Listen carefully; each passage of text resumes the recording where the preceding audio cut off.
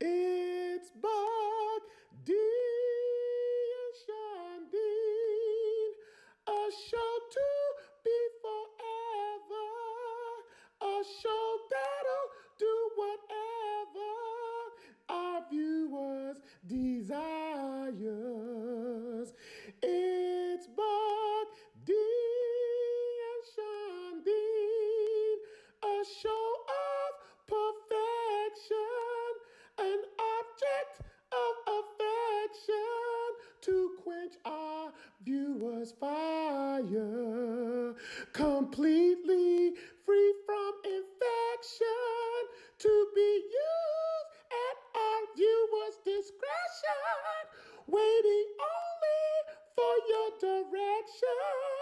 It's Buck D and Shondeen. Yes, we are back.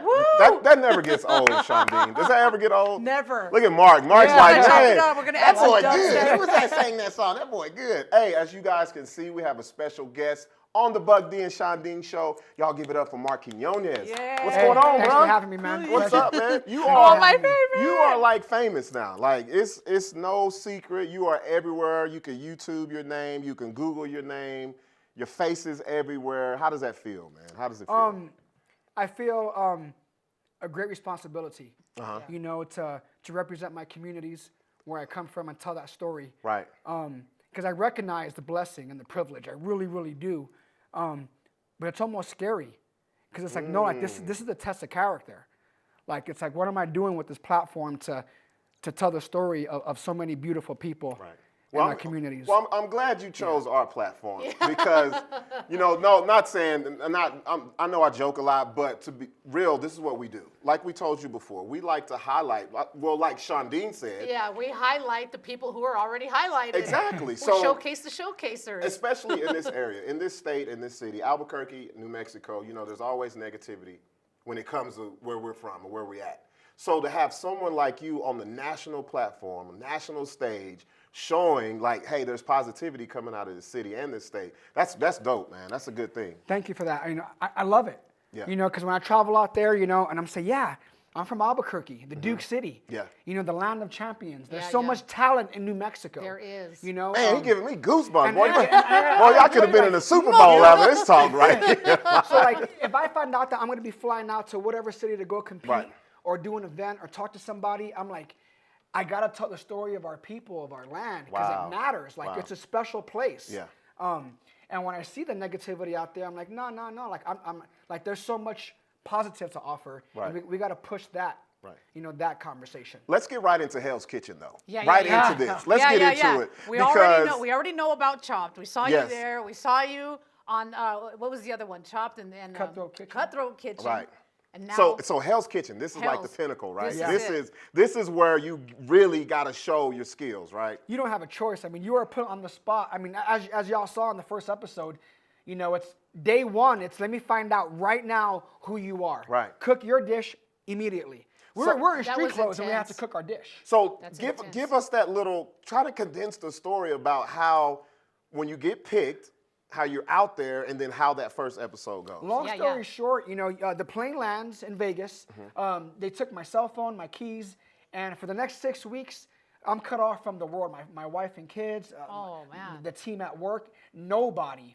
And after a couple days in sequester, we end up on this stretch limousine. Yeah. And I meet the competitors for the first time. We think we're going to LA to go shoot the show. And no, we go to what we thought was an airport. And we literally walked through a jetway, which was so legit that we didn't find out until the actual second the lights went on Right. that we were on the set of Hell's Kitchen.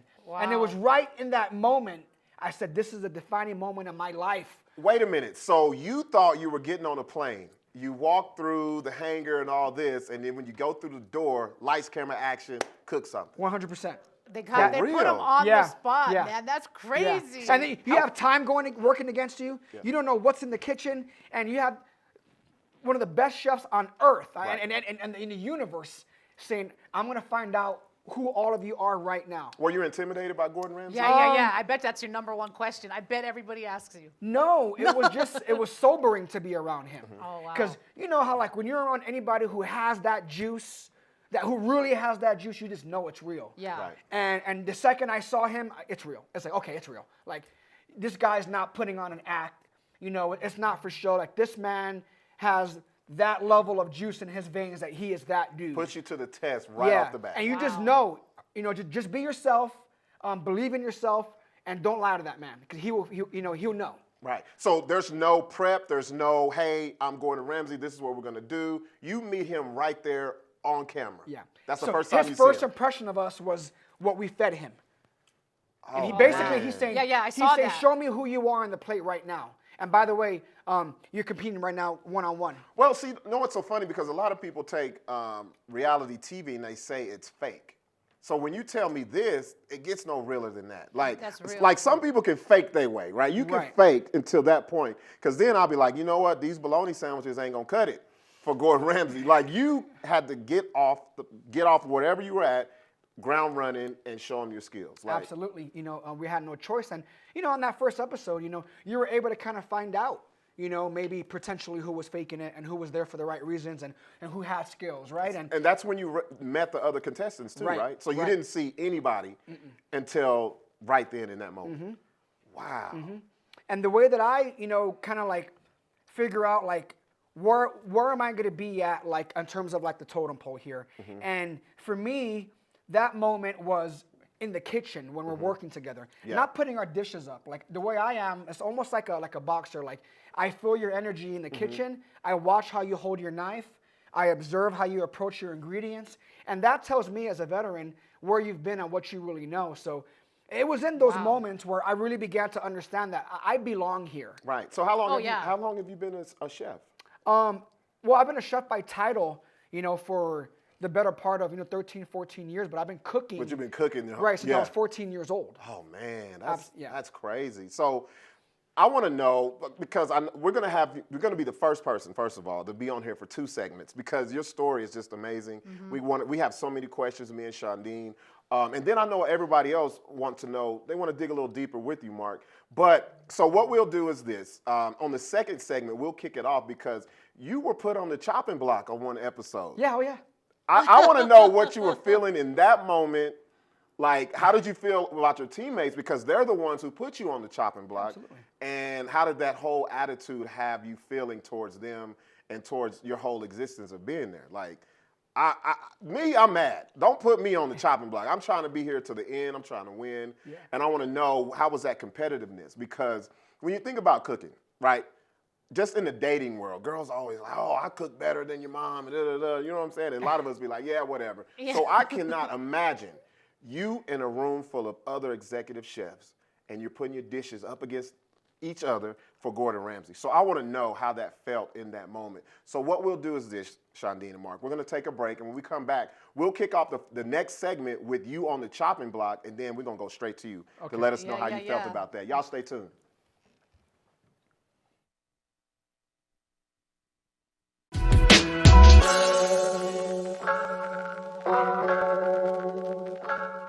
Let's just go and see the world and just show them what it really means to live life golden. Yeah, we're golden, baby girl, we're golden. They're about to see us shine, cause we're golden.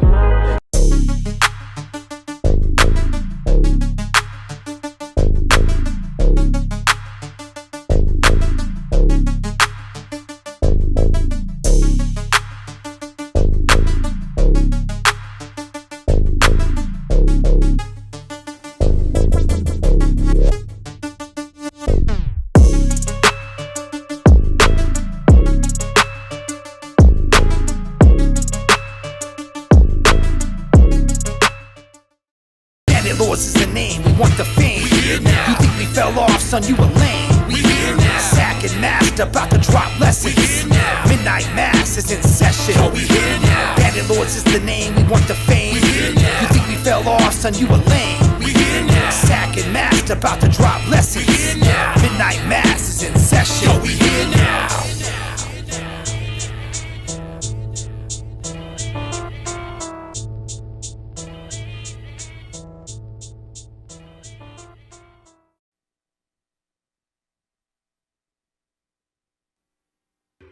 even with Peter gone. This is a competition, and I have to keep it moving along. Chef Ramsay asked both teams for one nominee. Lauren, you know I love you to death. I agree. When it comes to the actual kitchen, that's your weak point. While the red team came to a quick decision. I am stuck between Marc and Josh. Every night, you don't like Marc now, and he's the hothead. It was a familiar story on the blue side. Stop cutting me off. I'm not cutting you off. I am talking right now. Don't do that shit, all Talk, right? Cody. Talk. At elimination, the red team nominated. Lauren? And the blue team. Marc, chef. But on the back of a solid service by both teams, Chef Ramsay decided, Neither of you. keeping everyone in the running to become the head chef at Hell's Kitchen Lake Tahoe. And now, the continuation of Hell's Kitchen. Now, get some rest, because the next time I see you, we are going up a level. Good night. Good night, Chef. So, start from scratch. It's buried. We gotta start from scratch. Yep. I'm over arguing with the blue team. That turned the house against me. Marc, if you can't gel, the team isn't working. I want to work well with you guys, so that's what matters. That starts with that. I'm happy we're on the up and up, man. At least we are, you know? Yeah, I know.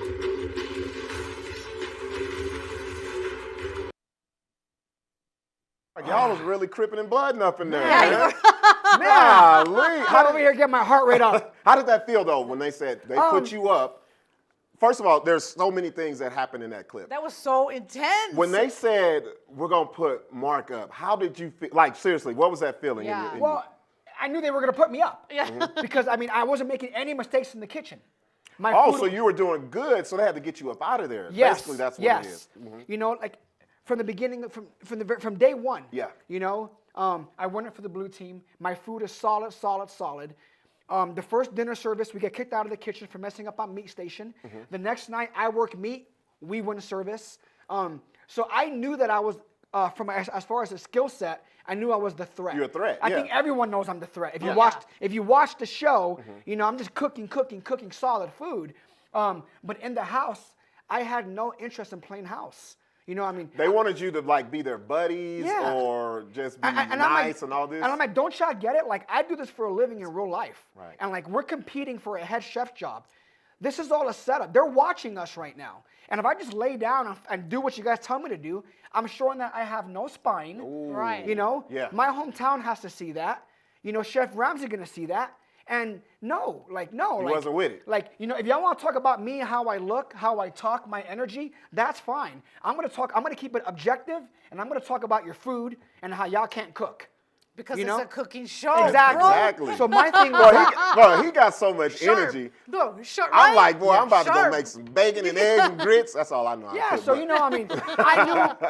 To answer your question, I knew I was gonna go up, but I knew he wasn't gonna send me home because for what? So that was the second part of it Yeah. because, you know, was it a well, you just kind of answered the question. So you wasn't shocked at all when he was No. like, you know what, I'm not sending I neither mean, one of them home. and it's like you watch the show, you know what's gonna happen. Right. They want to try to get the threat out, and I'm like, oh Marc, you're so aggressive, and I'm like, time out.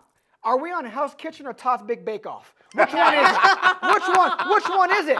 You Yeah. know what I'm saying? Because I'm Yeah. like, how you gonna tell me I'm being aggressive when the main guy is smashing everything? Yeah. You know, and I'm just telling you guys, you know, you guys are talking about me for how I look, and I'm talking about you because you can't cook. They're two different conversations. Yeah. Ooh. You know what I'm saying? So like, what's the real issue? So it's okay. So you know, first, I know we can't give spoilers or anything like that. So Yeah. just let them know what night and the week that it comes on, so they can check it. It does air every Thursday night in New Mexico, 7 p.m. Fox. But I do want to say, you know, let's keep in context that, you know, we are watching television here. Yeah. And I want to make sure I put a caveat out there that I don't have any bad blood against any of the chefs in the There house. we go. Yeah, Right. yeah. See I the mean, truth. I wish them the best. You know, I like we were all there in that moment, responding how we only knew how to respond from wherever we may come from. So just to be clear, like Yeah. what you're watching is dramatized and so much Yeah. going on. Right, But and yeah. but I have love and respect for all of them because that was hard. So you know, like I'll talk about the moment, but Yeah, yeah. don't get it twisted. You know, Yeah, I don't yeah. have any beef with anybody. Okay, so They're doing it like they're doing it for TV. Yeah, That's it's what it dramatic. is. Yeah, it's It's supposed to be dramatic. that. A lot of Right. people don't understand. It's a character. there we go. Remember, Thank you. Even though it's reality TV, you still have to play Yeah, a into character, a into little it. bigger version of yourself. Right. It was real. Yeah, It was yeah. just like, you know, like, but like the bad blood, like once I walked out, once it was all over, I'm like, was hey, done. I knew why we were here, Right. and so do you. Right. So Right. I got to ask you a question because you said it was hard, and this is where I'm going to go kind of into your personal life. I noticed, you know, I've had you on social media for a while. You've gotten fit, man. You've Oh, I lost a lot of know. weight. So how does this compare to your journey of, you know, losing the weight and running and everything else?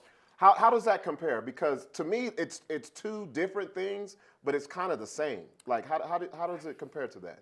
My friend, Well, first of all, how much did you lose? Yeah. well, at this point now, I'm over 70 pounds. Wow. Yeah. And Congratulations. Thank you man. so much. And know. right now, I'm in the thick of my training block for the Woodlands Marathon on March 6th down in Houston. So I'm getting ready for that. But to answer your question directly, just in a moment of real raw truth, my whole life has been a journey. You know, my youngest son, his name is Journey, you know, for a reason. Right. And my mother was 14 when she got pregnant with me, 15 when she had me. South Bronx, New York City, Hunts Point, 1981. Coming here when I was in high school, going back to New York, coming back here in 07. It's just been, nothing's been easy. It's been hard work, but I revel, like I really enjoy being in the thick of the hard work. Like I enjoy whether it's marathon training or the journey to become a chef. And Like, that's discipline, man. I That's enjoy super the discipline. Wednesday morning when I got to go figure out how to get 15 miles ran and then work a double. I enjoy that Yeah, see, Wednesday. we got more, a different mind because I'm getting in the car. but I enjoy that grind. more. Wow. And to me, like whether it's race day or Yeah. or I'm on Hell's Kitchen or doing whatever, like that's just like the victory lap. To me, what matters is what's in between the two pieces of bread. You know, and that's that day in and day out. And if you know anything about me or anybody who's around my inner circle, I'm all about that day-to-day routine. That's what matters. That's how you get there. Yeah. Bro. You know, That's how he you're said the he sum. survived 2020. You know what? Is his day-to-day You know routine. what? You can be a motivational speaker, man, Oh, because yeah. you got me Right? about ready to run a quarter of a marathon. He makes me want to lose weight. I He can't run makes the me whole wanna thing, lose but I weight. can run a couple steps Well, of one. just But remember, listening to you, like you have a lot of energy. It's positive energy, and people can feed off of that, man. That's dope. Thank you. I appreciate Yeah. that. You know, I always believe that it's in the sum of all your efforts. You know, so even if you think that you don't have much to offer, show up. You know, show up and give yourself a chance. Yeah. How do you know what's going to happen when you swing that bat? What if you connect?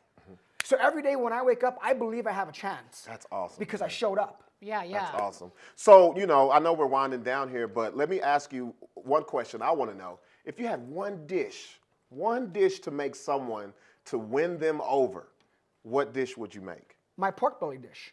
You know, Oh, it's yeah. a plate, you know, the little cans of pork and beans? You know, my mom, I mean, would take those cans and make magic out of that can.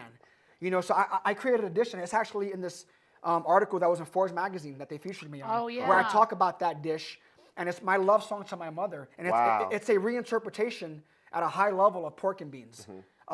Berkshire pork belly, Anasazi bean ragu, toasted corn with a harissa sherry reduction, Oh, yeah. a little micro purple cabbage. And Shondeen, we gotta get some. but when you taste it, I'm hungry.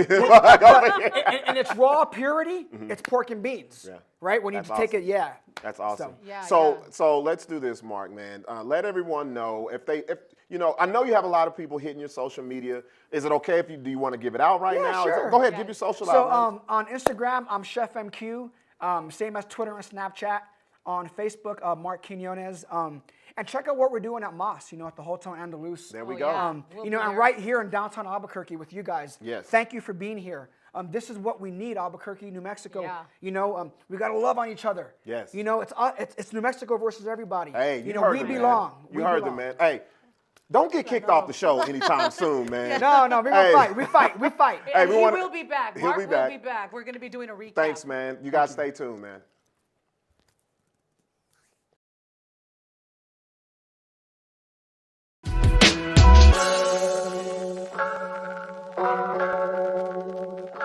Let's just go and see the world and just show them what it really means to live life golden. Yeah, we're golden, baby girl, we're golden. They're about to see us shine, cause we're golden.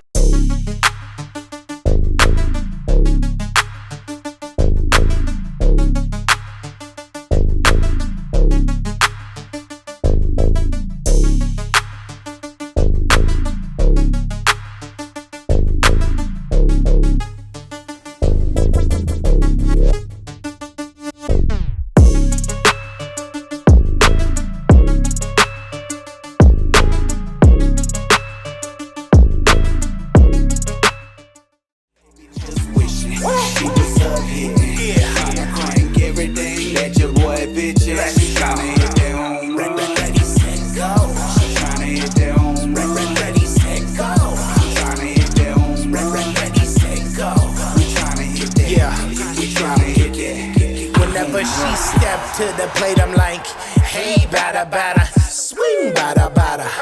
My number one draft pick is batter, batter. Ass is fatter, fatter.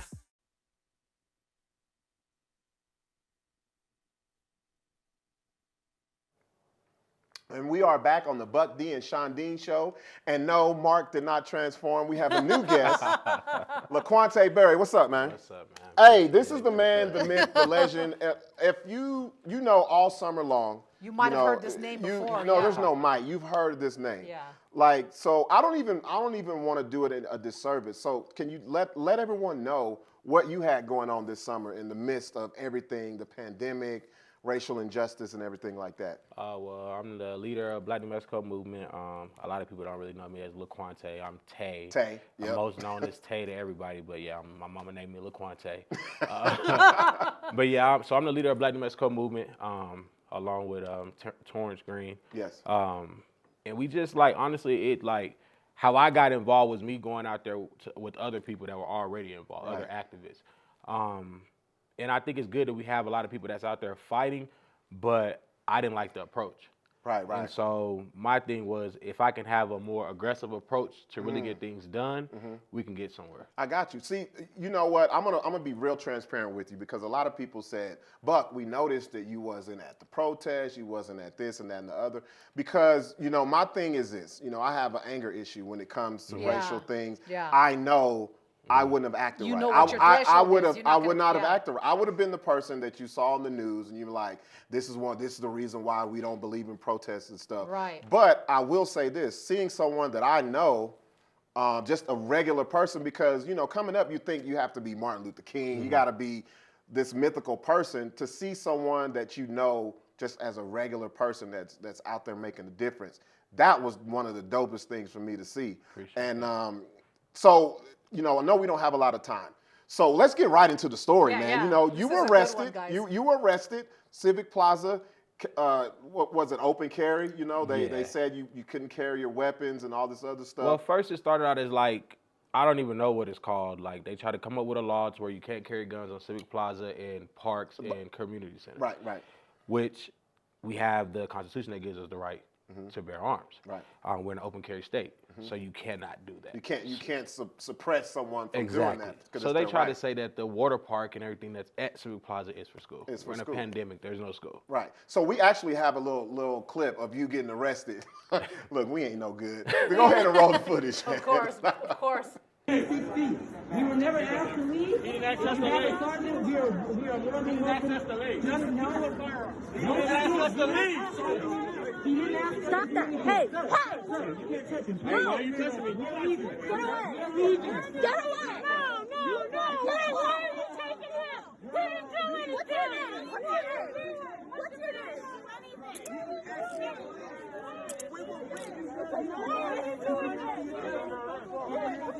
He didn't do anything! Hey! Are you really that scared? Why the fuck are you that scared? Hey! No, why are you doing that? Man, you have people out there riding for you, though. That's dope. Yeah. That's what's dope about the whole thing. A couple things I want to address, though. Seeing a black man with a gun, that's it. That's what the whole issue is, because He didn't do anything. he didn't do anything. He was I expressing saw it. their right. Yeah. So you know what? I can't remember. It's the name of that little group, the little hate group or whatever. They were there too. Were they not there with their rifles and everything else out? So they were actually there 4 days before us. That's what it was. And they had a protest, but it was 300 white people out there. Yeah. And APD was just walking around having conversation. They had their paper, just chilling. No one got arrested for open carry. No, but what's crazy is as soon as I got to Civic Plaza and I got out of my car, the chopper was out and it was circling me. So they already. My gun was on my shoulder on my book bag. So I was like, the police is coming. Sooner after that, the police were standing outside the precinct on the stairs, 50 of them. I was like, man, something's not right. But they went in. That's when, couple minutes later or so, that's when that incident happened. Wow. So, you get arrested. I've seen other videos where you were actually trying to get your weapon after you got out, and they wouldn't give it to you. Is that right? I didn't have my gun for a month and a half after I got arrested. So my thing was at What that were you time. arrested for? Because it's like you could get arrested without charges, right? At first, it was a petty misdemeanor. Okay. So when we got arrested, they gave it to us on a traffic citation. That's why I got dropped, and it was probable cause with the way that they arrested us because they put it on a traffic citation. Got you. So if you got pulled over for See? speeding, Yeah, yeah. that's what they would have wrote you a ticket on, and Right. they wrote us on there. So I mean, it's just like even watching that video, it's just still crazy just to see everything from that day because it's like why did it have to be us? You know what I mean? Like we were out there even when they took my gun, we were out there with no guns, knowing that the white supremacy was out there. Yeah. Cowboys for Trump. Yes. The Civil Guard. I Yeah, think the that's New what Mexico they're Civil called. Guard, and they're with their guns. Bones Jones with his gun. There's another video with me getting into him. Like, what are you doing? Right. I even told him like when he pulled the spray can out the little kid's hands on camera, like, bro, like these people are hurting, bro. You can't tell him he's not hurting, so he's wrong for doing that. Yeah. You're not inside of him to tell him that. Yeah. And I told him that as a man face to face. Well, I'm gonna tell you right now, Bones Jones come up to me with a gun, I'm drawing down. I can't handle him without no gun. But But you know, my thing is when I go out there, to be honest, like, Yeah. and I got 2 kids that I love to death, and people Right. that know me know I take care of my kids, and like that's my world. I don't have no family in New Mexico but my kids and my grandma. But at the end of the day, I know that when I go out there, either I'm gonna die, I'm gonna go to jail, That's crazy, man. or I'm gonna kill somebody. And see, that's the thing, you know, those 3 options right there, to think that's what's on your mind when you're out just wanting to do good. That's crazy. Yeah, and it seemed, it looked innocent. There was nothing, I mean, I didn't see anything wrong, anything the matter. But what's weird is a lot of people are in this situation. I see this. What can they do? I mean, but what did you do? Because a lot of, already something's wrong, red flag. If they put you in, took your gun and then they got a misdemeanor on a traffic. Come on, bro. That's not right. Something's not right. Red flag. How did you know? I just say one thing about it is like you never can change. Like That's never right. change who you are. Like you said, you know me. Yeah. And I'm the same Tay LaQuante all the time. Yeah. Like what you see is what you get. If I walk into an interview, I don't change. That's This is what's who up. I am. Yeah. There's no. And I think you just have to go out there with that same mindset every time. Like, So this is who don't I change. am. Yeah, this is me. So how about what about the attorney? Well, That's what I want there to we know. go. Let's There we get go. into that. Let's get into So, how did you get this? I actually had another lawsuit for discrimination against the Chevron on Carlisle. Oh, okay. I walked in there to go get a drink. The guy called me a nigger. Oh, man. Flat out nigger. With the hard R. But he was drunk to find out. You done So- twisted T him? Man. And Leon Howard's my lawyer. That was my basketball coach in high school. Yeah. So it was like, man, God worked in mysterious That's ways. what's up. Stuff Yeah. happens That's for just a what reason. it is. So let's fast forward. You actually get a settlement from the city. Is it okay to say the amount? Yeah.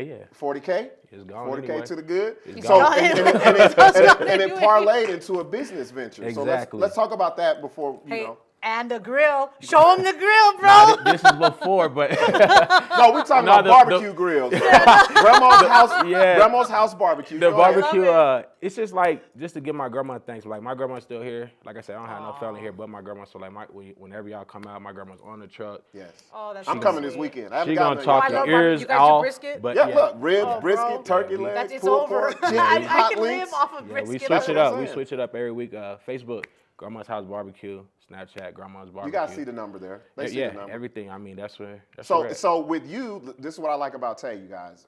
You know, not only just the activism, he also parlayed it into a local business venture. So, and we're all about local businesses, especially during the pandemic. So, y'all want some barbecue?